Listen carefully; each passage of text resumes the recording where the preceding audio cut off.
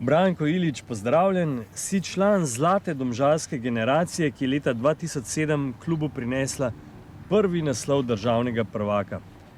Kako se danes spominjaš tega obdobja?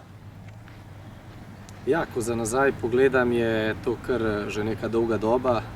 Se je tu dobro spomniti teh enih stvarih, ki jaz pa ostali zraven takrat, mislim, da Dejana Đuranovića, ki nam je tistim mladim fantom zelo veliko pomagal, ki smo se zelo veliko naučili od njega. Marsikaj smo dali skupaj čez. Takrat na Domžale smo prišli, recimo jaz osebno sem prišel iz Olimpije, pa mislim, da takrat Darjan Matić nas je pripeljal Nešo Protega, Nenad Protega, športni direktor takrat Domžal. In tisto obdobje je bilo, ko so, mislim, da Domžale bile 7. na razpredelanci. Mislim pa, da je bilo takrat prvič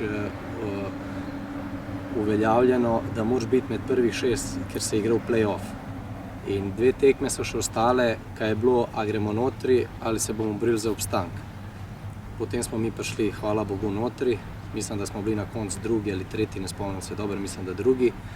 In od takrat naprej se je res gradila neka dobra ekipa, dobro moštvo, po zaslugi seveda Slaviša Stojanovića, ki je bil takratni trener, in Nenada Protega in še zdajšnjega predsednika Domžal, Staneta Vražma, da smo na nek način vsi skupaj, in mladi in takrat starejši igralci in srednji nekako, smo bili res dobra ekipa in lahko rečem, da od takrat naprej so Domžale samo rastle. Zdaj, je to po naši zaslugi ali ne, mislim, hočem reči, da tudi danes so Domžale še vedno v prvi ligi, ker do takrat so Domžale vedno bile prva, druga liga, prva, druga. Od takrat smo se nekako, bi rekel, ojačali vsi skupaj, naučili neke stvari in danes so Domžale tle, kaj so. A se kaj spomniš, kako ste proslavljali naslov državnega prvaka? Jaz prvo moram še to povedati, da jaz sem takrat, ko smo bili državni prvaki, na polovici sezone, ki smo imeli kar tudi dosti veliko točkovno razliko, sem naredil prestop, so me Domžale prodale, sem zaradi Domžal tudi naredil ta prestop in sem šel v takrat za mene zelo veliki Betis, mislim, da je še danes velik, ker se nisem niti dobro predstavljal, sploh kam grem.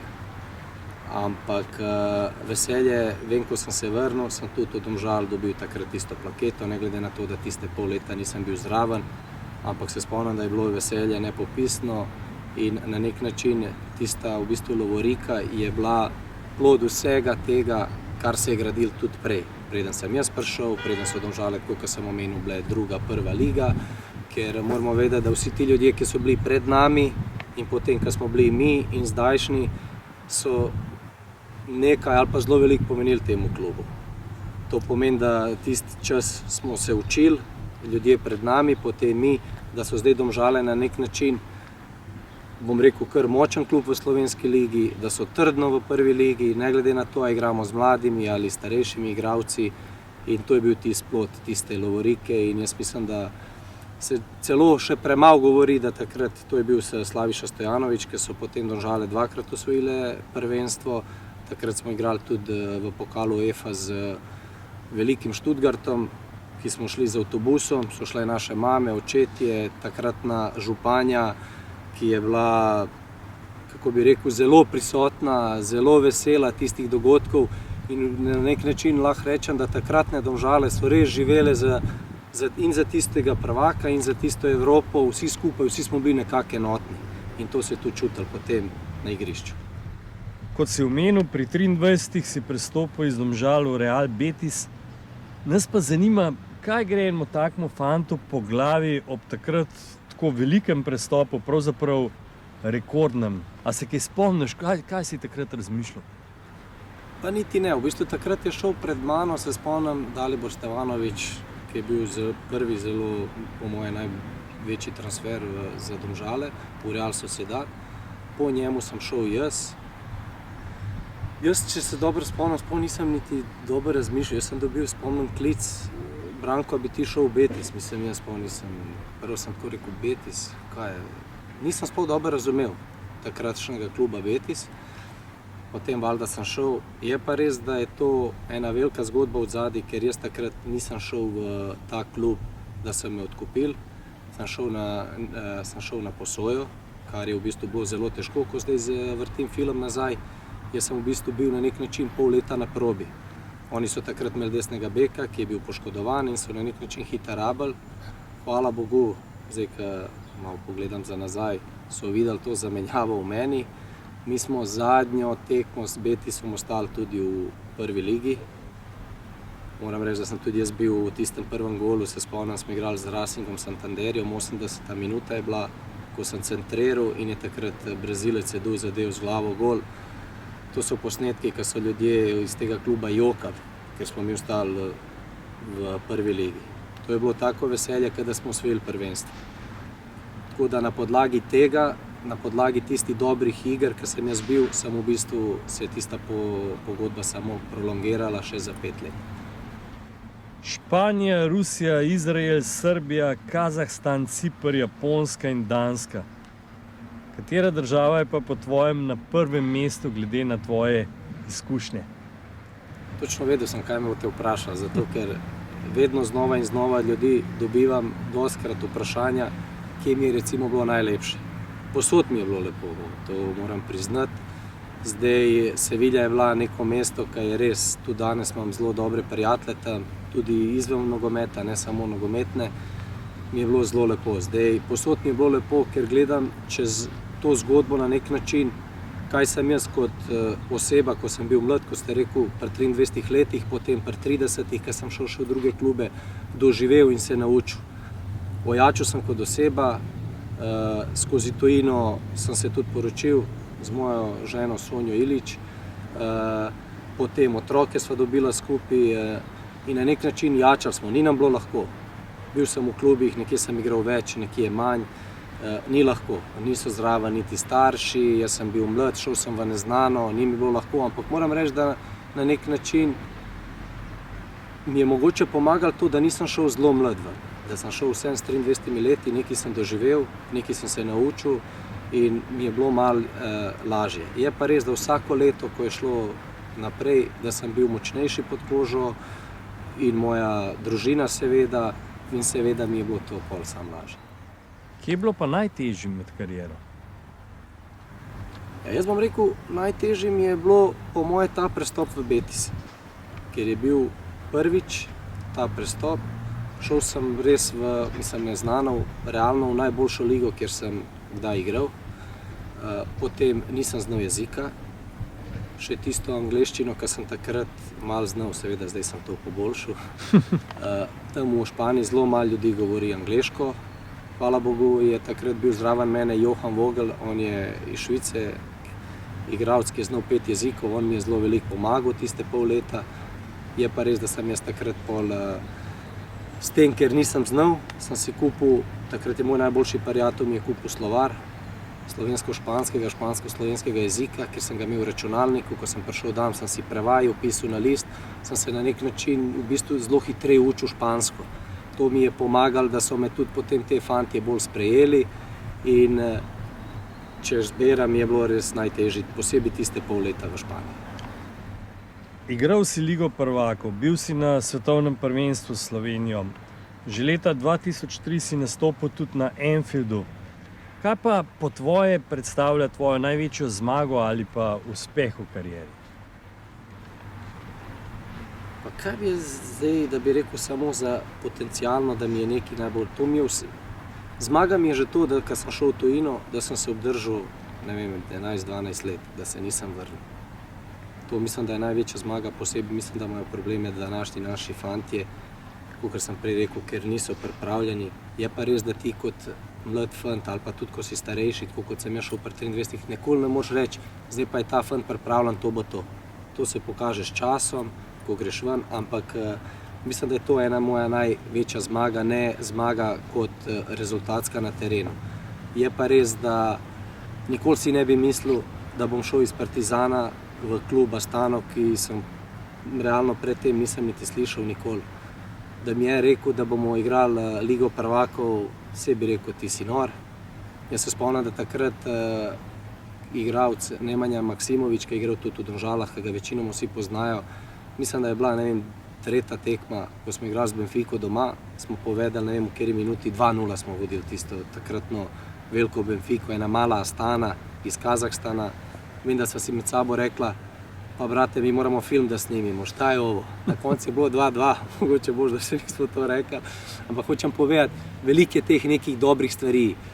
Z reprezentanco, ko smo šli na svetovno prvenstvo, je bilo nepopisno veselje. Vedno sem govoril, ko sem gledal Zlato generacijo, sem bil takrat na tistem kongresnem trgu, sem navijal, sem se, iz Fužin smo prišli s fanti, smo šli na tiste znake, smo navijali, da smo lahko videli tiste fante, ki so takrat šli. Potem sem jaz bil na tem odru, ampak to je tista končna slika, ne? Jaz se bolj spominjam teh stvari, kako smo mi do tega prišli, da smo šli na svetovno prvenstvo. Tista generacija, evo, danes sem bil z 2 fantoma iz te generacije, vsak dan se družimo. Mislim, da je to tista zmaga, da ker se nas, lahko rečem, 15 fantov sigurno pokliče in se dobi brez kakršnega problema, takrat, ko smo bili na svetovnem prvenstvu in pa danes. In to je tista zmaga, ki me največ pomeni. Tisti čas, ko smo bili pa tam, smo se pa nekako vsi učili. Bili smo v bistvu konkurenca med sabo. Danes moj konkurent Mišo Brečko, ki sva se borila za desnega bočnega, ki sem še igral, sva na nek način nerazdružljiva. V bistvu se družva in to mi več pomeni, kot bilo kakšen nastop na svetovnem ali v Ligi prvakov ali kar drugega. Dolgo let, praktično desetletje, si bil pomemben del izbrane vrste. A imaš morda v mislih kakšno anekdoto, dobro, slabo in dogodek z reprezentanco, ki ti je pa zavedno ostal v spominu?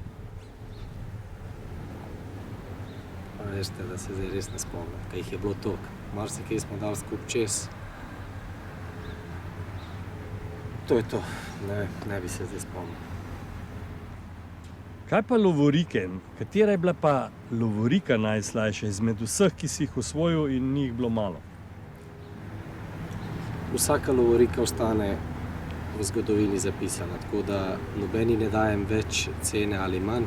Prva je bila, vem, da je bila takrat, ko nisem niti veliko igral pokalna lovorika z Olimpijo, s takratnim Robijem Prosinečkem, ki mi je veliko pomagal.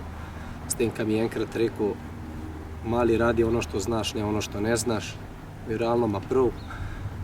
Potem z Domžalami, s Partizanom recimo, glede na to, da je moj oče odvedno navija za Partizan. Ko sem šel v Partizan, je bil najbolj vesel. Takrat sem jaz bil v Grčiji na pregovorih s Panathinaikosom in sem dobil, takrat se še nisem zmenil, ker sem bil v pregovorih, 2 dni sem bil v Atenah, potem sem dobil klic od Marka Nikolića in sem šel v Partizan. In potem je bila ta zgodba, da smo osvojili prvenstvo. Zdaj pa tam grmi nekaj zadnji. Kariero si zaključil tam, odkoder si naredil prestop v tujino, torej v Domžalah. Kako bi pa primerjal tvoje obdobje v tem klubu, tisto šampionsko in ko si nazadnje igral tukaj? Jaz bom rekel, da je bilo drugače. Že iz tega razloga, da ko sem bil v Domžalah na začetku, sem bil mlajši. Potem sem bil starejši in avtomatsko sem gledal ene stvari iz drugačnega vogala. Ne bom rekel, da je bilo slabo, ker ni bilo. Mogoče ta enak priokus je, ker nismo bili tako dobri, kot smo si želeli. Ker smo tudi klub je pripeljal starejše igralce, eden od teh sem bil jaz. Smo se na koncu borili, pač tudi, da ne izpademo. In to je tisto, kar je bilo slabo. Jaz osebno, kaj lahko povem, je to, da ko sem prišel v Domžale prvič in drugič, sem z isto mero treniral. In to lahko povem, da sem vsak dan rad prihajal na trening, vedno sem prej prišel, da sem se pripravil, da sem bil na razpolago trenerju maksimalno. Zdaj je bilo to dovolj ali ni, to so drugi ljudje, da o tem govorijo. In zaključil sem kariero zadovoljen in ni mi žal, da sem jo končal v Domžalah. Kaj pa Branko Ilić počne danes? Ja, Branko Ilić danes je tenisač. V bistvu dosti igram tenis, drugače pa sem zdaj tudi v Nogometni zvezi Slovenije, pomočniku do U17 Mišu Brečku, delam A licenco za trenerja, učim se na nek način in to je tisto. Malo uživam, malo delam in sem zadovoljen. Ja, za konec nam pa samo še to povej, kako je gledati sina, ki igra za isti klub, kot je nekdaj igral oči. Pa lepo, v bistvu všeč mi je, da igra nogomet. Jaz sem dostikrat govoril, naj bo, kar si sam želi. Ne morem reči, da sem srečen, ker je v nogometu, iz tega razloga, ker se druži s prijatelji, je na zraku, teče za to žogo. Mislim, da tukaj se te fantje še največ razvijajo, iz tega razloga, kaj vemo dobro. Ko sem jaz bil mlajši in danes, to so telefoni, igrice, YouTube, Instagram in ne vem kakšna socialna omrežja, ki jih res težko damo stran, da niso prisotni v temu, in edino, kar je to igrišče, ki v bistvu na nek način še sami, sploh podzavestno, se ne zavedajo, da izklopijo vse, brcajo to žogo, in jaz sem najbolj srečen oče zato, ker ga trenira. Ne iz tega razloga, ker bi od njega želel, da bo jutri to, kar sem bil jaz, ali da bi bil boljši ali slabši. Sam naj uživa v temu, kar dela, in to je to. Branko, hvala. Hvala vam.